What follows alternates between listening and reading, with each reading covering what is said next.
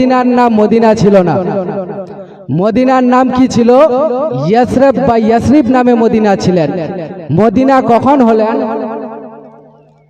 যখন একটু মাইকের আওয়াজ, যখন আমারও আপনার নবী এই মক্কা থেকে হিজরত করে ওই মদিনার মধ্যে গিয়েছিলেন, আমারও আপনার নবী যাওয়ার ওয়াসিলায়, যাওয়ার বরকতে আল্লাহ তাবারক ওয়া তাআলা সেই ইয়াসরিব নাম জায়গাটাকে মদিনা বলে দিলেন। সুবহানাল্লাহ। আল্লাহ তাবারক ওয়া তাআলা দেখেন ওই ইয়াসরিব নামে জায়গাটা এত খারাপ জায়গা ছিল যে সেই জায়গায় মানুষ সব সময় বিমার থাকতো। ওখানে বৃষ্টি হতো না, গাছপালা ডাল সমস্ত জিনিস শুকিয়ে যেত। সেখানকার মানুষ খুব কষ্টে ছিলেন। দয়ার নবী মুস্তাফা সাল্লাল্লাহু তাআলা আলাইহি সাল্লাম আমার যখন মক্কা থেকে হিজরত করে মদিনার মধ্যে গিয়েছিলেন, ওই ইয়াসরিব নামের জায়গার মধ্যে গিয়েছিলেন, আমার নবীর যাওয়ার বরকতে, আমার রাসূল যাওয়ার বরকতে, আমার নবী আমার রাসূলের যাওয়ার বরকতে আল্লাহ তাবারক ওয়া তাআলা সেই জায়গাটাকে আর ইয়াসরিব রাখলেন না, মদিনা বানিয়ে দিলেন। সুবহানাল্লাহ, সুবহানাল্লাহ। আরেক মা আমার 50টি টাকা দান করেছেন। আল্লাহ যে উদ্দেশ্যে যে নিয়তে করে গেছেন দান, আল্লাহ মায়ের মিটিয়ে দাও মনের আরমান। আমিন আমিন সুম্মা আমিন। তো সেই জায়গাটার নাম কি হয়ে গেল? আমার নবীর বরকতে, আমার নবীর ওসিলায় ইয়াসরিব নামে জায়গাটা কি হয়ে গেল? মদিনা। কার ওসিলায়? যেই নবীর ওসিলায় আমি এসেছি, যেই নবীর ওসিলায় আপনারা এসেছেন, যেই নবীর ওসিলায় আল্লাহ তাবারক ওয়া তাআলা কুল কায়নাতকে তৈরি করেছেন, সমস্ত জিনিসকে তৈরি করেছেন, সেই নবীর ওসিলায় আল্লাহ তাবারক ওয়া তাআলা সেই ইয়াসরিব নামে জায়গার মধ্যে বৃষ্টি দান করলেন। সেই বৃষ্টির মধ্যে আল্লাহ তাবারক ওয়া তাআলা এতটাই রহমত দিলেন যে সুখা মদিনা ছিল, যে মদিনার মধ্যে গাছপালা হতো না, যে মদিনার মধ্যে কিছুই হতো না, সমস্ত বিমারি লেগে থাকতো, সব সময় মানুষ অসুস্থ হয়ে থাকতো, সেই মদিনাকে আল্লাহ তাবারক ওয়া তাআলা এতটাই পাওয়ার দিয়ে দিলেন আমার রাসূলের বরকতে যে সেই মদিনা আর ইয়াসরিব থাকলো না, মদিনা হয়ে গেল। জোরে বলুন সুবহানাল্লাহ। কার ওসিলায়?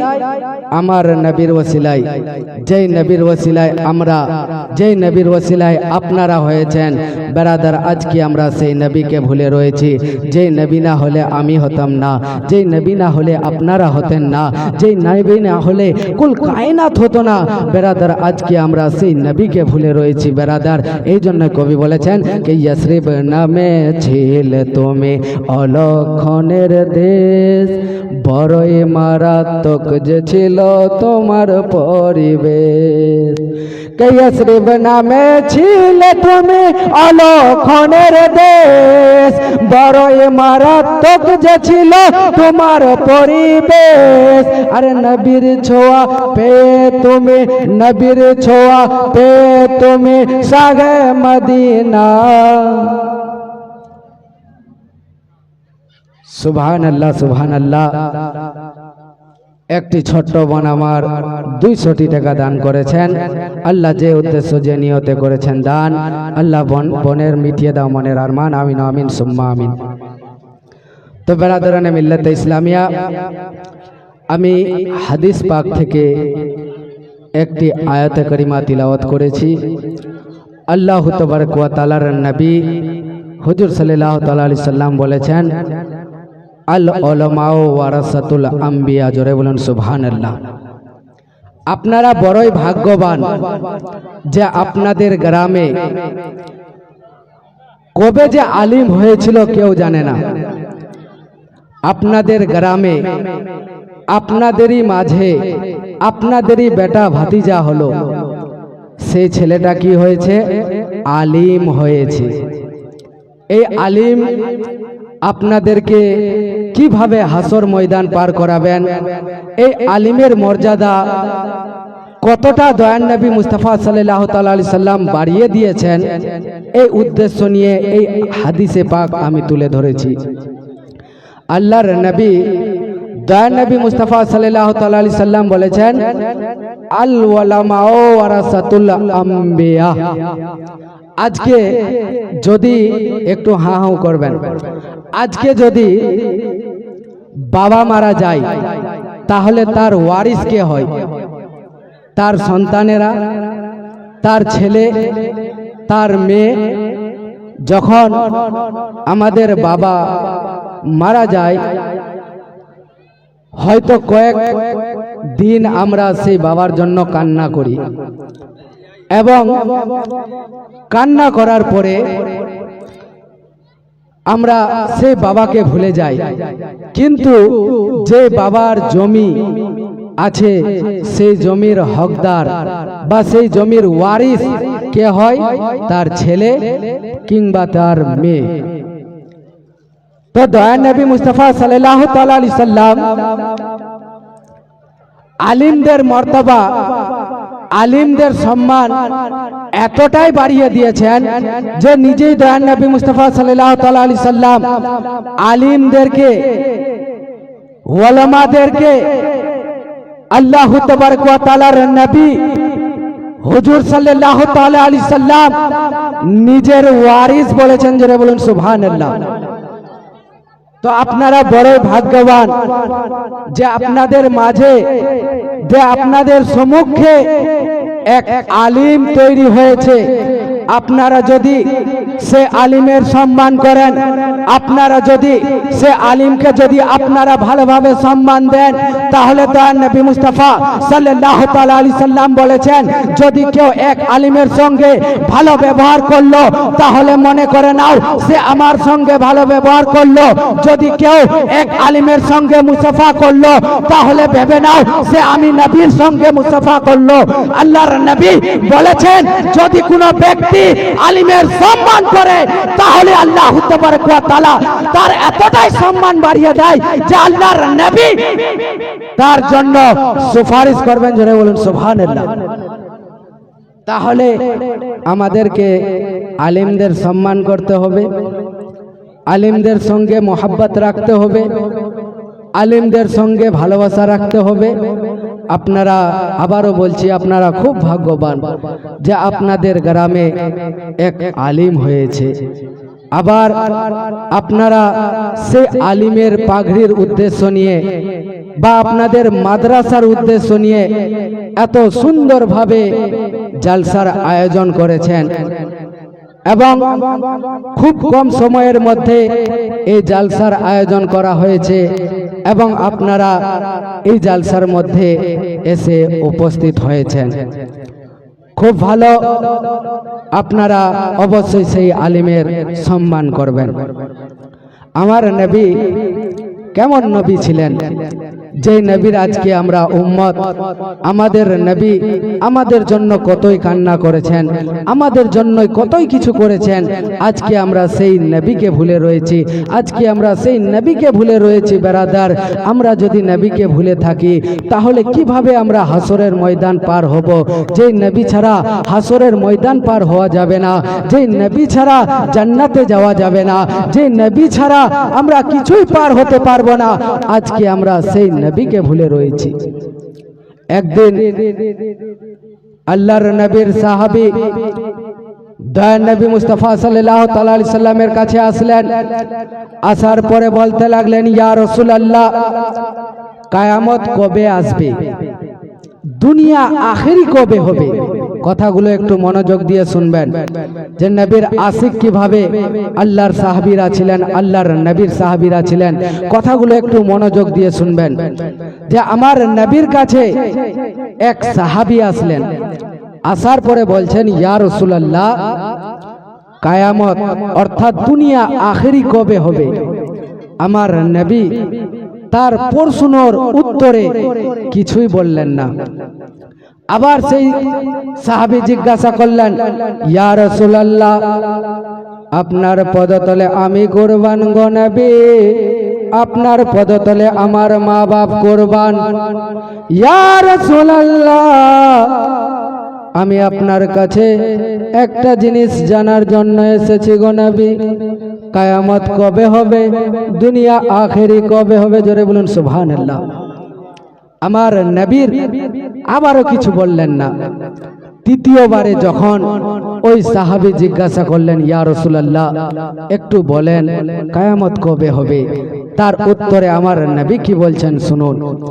আমার নবী বলছেন কে এ আমার সাহাবী, তুমি কায়ামতের জন্য কি উপার্জন করেছো, কি বাজার করেছো?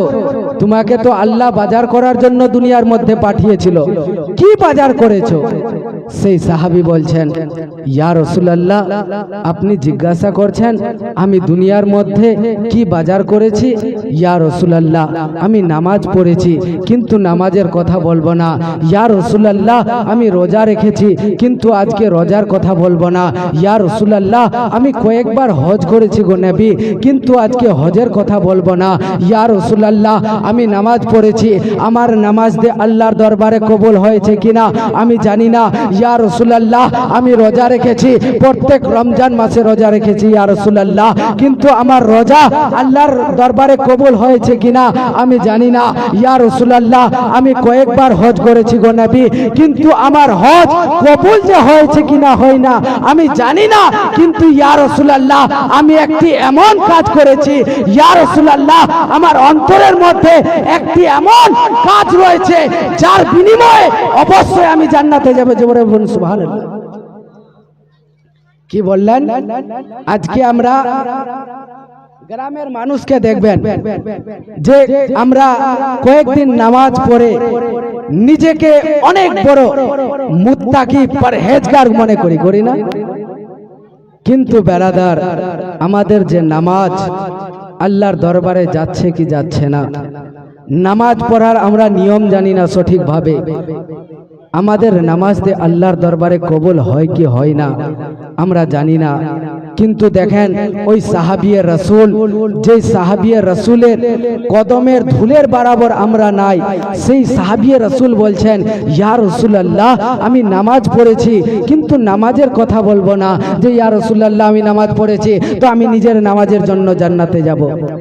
ইয়া রাসূলুল্লাহ আমি রোজাও রেখেছি, প্রত্যেক রমজান মাসে রোজা রেখেছি ইয়া রাসূলুল্লাহ, কিন্তু আমি নিজের রোজার বিনিময়ে যে ইয়া রাসূলুল্লাহ। সুবহানাল্লাহ সুবহানাল্লাহ।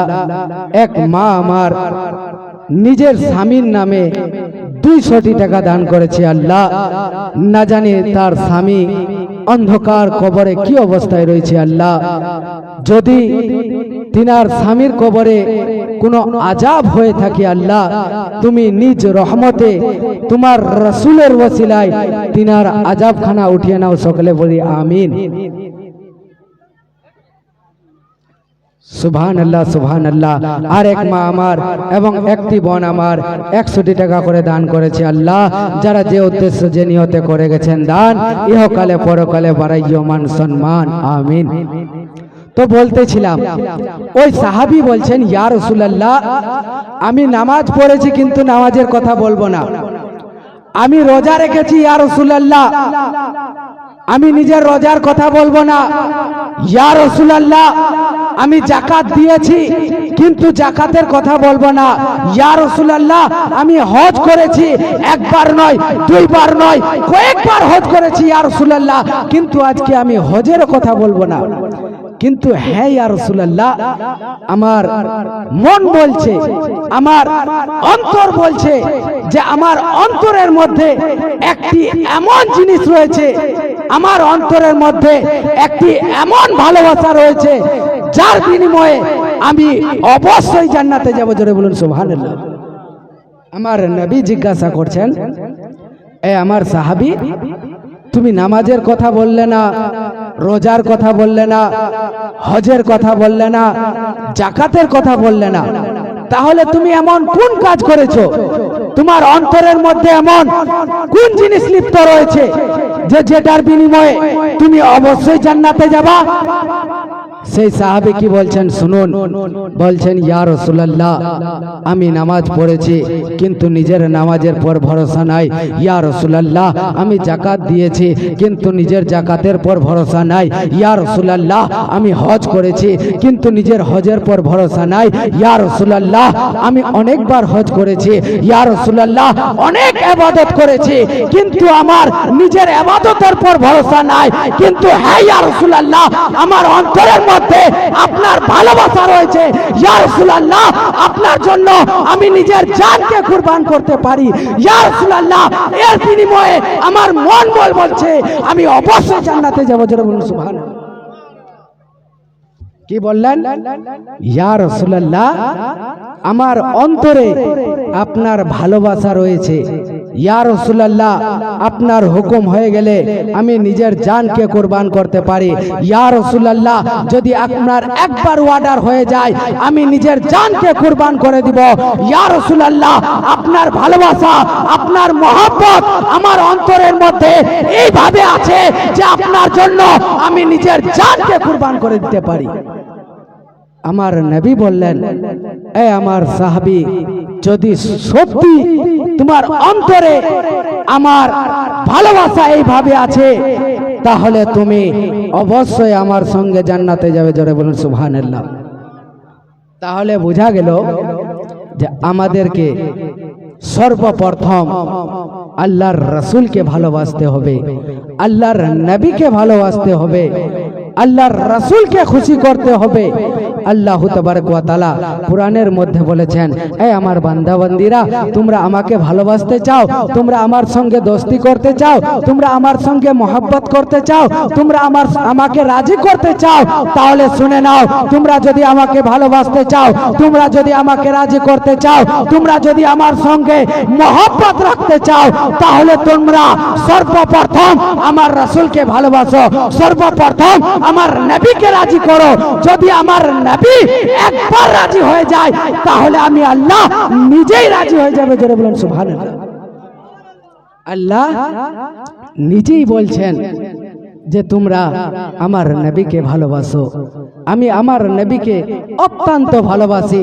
আমার নবীকে যদি তৈরি করার উদ্দেশ্য না থাকতো, আমার রাসূলকে যদি দুনিয়ার মধ্যে পাঠাবার উদ্দেশ্য না থাকতো তাহলে আমি এই দুনিয়ার মধ্যে মানব জাতিকে নয়, আমি দুনিয়ার মধ্যে যত কিছু আছে শুধুমাত্র দুনিয়ার মধ্যে নয়, আরশ কুরসি লৌহ কলম ইত্যাদি যা কিছু আছে আমার নবীকে যদি তৈরি করার উদ্দেশ্য না থাকতো তাহলে আমি কিছুই তৈরি করতাম না। তাহলে বোঝা গেল যে যদি আমাদেরকে নিজের নামাজকে যদি কবুল করাতে হয়, নিজের ইমামকে যদি মজবুত করতে হয়, নিজের রোজাকে যদি আল্লাহর দরবারে পৌঁছাতে হয় তাহলে সর্বপ্রথম আমাদেরকে কি করতে হবে? নবীকে রাজি করতে হবে। সর্বপ্রথম কি করতে হবে? নবীকে ভালোবাসতে হবে। আমার নবী দুনিয়ার মধ্যে বেঁচে থাকাকালীন অনেক সাহাবীকে জান্নাত প্রদান করেছেন। জোরে বলুন সুবহানাল্লাহ। আপনাদের কাছে একটা জিনিস আমি জিজ্ঞাসা করব যে ধরে নাও আমার কাছে বাড়ি নাই, গাড়ি নাই, টাকা নাই, পয়সা নাই, জমি নাই, জায়গা নাই, আমার কাছে কিছুই নাই ধরে নাও। আর যদি আমি কাউকে বলি যে এই বৈরাটের মাঠে যত জমি আছে তুমি নিয়ে নাও, কি বিশ্বাস করবে? করবে না। কেন? আমার তো জমি নাই। আমি কি পরের জমি দিতে পারবো? একটু হা হো করবেন, কথাগুলো মনোযোগ দিয়ে শুনবেন। আপনারা হয়তো আমাকে চিনেন না, আপনাদেরকে আমি সবাইকে চিনি। আপনাদেরকে বুঝাবার জন্য আমি কয়েকটি কথা তুলে ধরব, একটু মনোযোগ দিয়ে শুনবেন। যে ধরে নাও আমার কাছে জমি নাই, জায়গা নাই, টাকা নাই, পয়সা নাই, আর যদি আমি বলি যে বৈরাটের মাঠে যত জমি জায়গা আছে তুমি নিয়ে নাও, কি বিশ্বাস করবে? করবে না। আর যদি আমার কাছে টাকা থাকে, আমার কাছে জমি থাকে, আমার কাছে বাড়ি গাড়ি থাকে, তাহলে আমার জিনিস আমি কাউকে যদি দিয়ে দিতে চাই দিয়ে দিতে পারি। আমার জমি আছে, কাউকে বললাম এ ভাই আমার জমি তুমি নিয়ে নাও, কেউ কি বারণ করবে? করতে পারবে না। আর আমার যদি জমি না থাকে, অন্যর জমি কাউকে দিয়ে আমি দিতে পারবো? পারবো না। একটু শুনবেন মনোযোগ দিয়ে।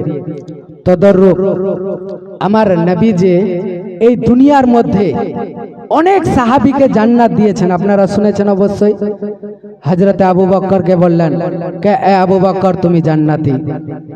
হযরতে উমরে ফারুক রাদিয়াল্লাহু তাআলা আনহুকে বললেন কে এ উমরের ফারুক তুমি জান্নাতি।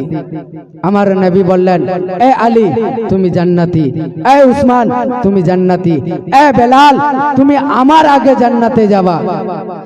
তো যদি আমার জমি যদি না থাকে আমি জমি দিতে পারবো না, আমার যদি টাকা না থাকে আমি কাউকে টাকা দিতে পারবো না, আমার যদি বাড়ি গাড়ি না থাকে তাহলে আমি কাউকে বাড়ি গাড়ি দিতে পারবো না, তাহলে আমার রাসূল আমার মেহবুব কিভাবে জান্নাত দিয়ে দিলেন? তাহলে অবশ্যই বুঝতে হবে যে জান্নাত আমার রাসূলের, জোরে বলুন সুবহানাল্লাহ। আমার রসুলের যদি জান্নাত না থাকতো